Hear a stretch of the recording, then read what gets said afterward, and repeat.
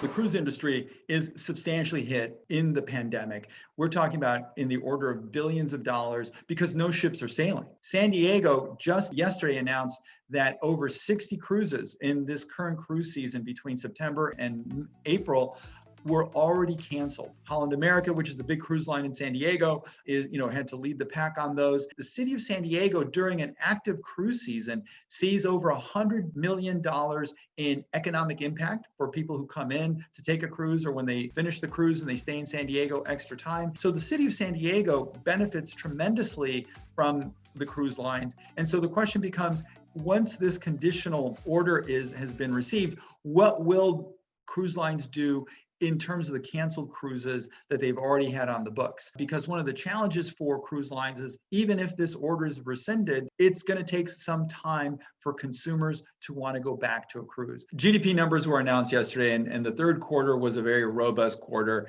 GDP grew 33%, which is a record, and the economy grew 7.4%.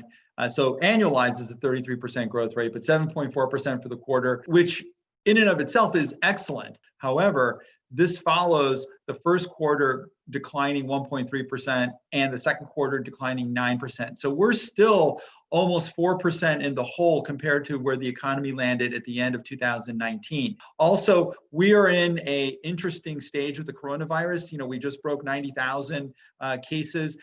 States are starting to lock back down in certain instances, looking at shutting down restaurants and bars and certain service establishments. This could be a major issue for small business going into the fourth quarter without any kind of relief package.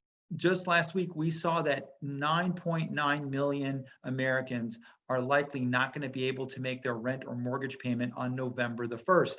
So this might really drive people's mindsets as they go to the polls on Monday or on Tuesday when as they're making their final votes. This is what probably the most biggest consequential tax increase in the history of the state. So for anyone who has commercial or industrial property, they will be taxed at their current level versus their assessed level when they bought the property. For example, the Disney studios in Los Angeles, the Burbank studios, those were acquired decades and decades ago. All of a sudden, they're paying property taxes based on what that value was.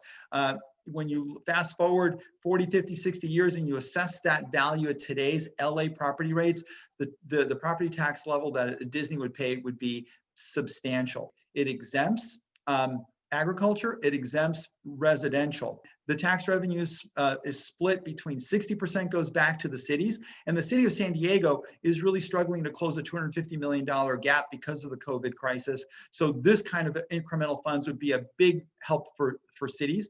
40% goes to education, K through 12 and community colleges. And the proposition doesn't go into effect until 2022. And for really small businesses, those with 50 employees or less, it doesn't go into effect until 2025.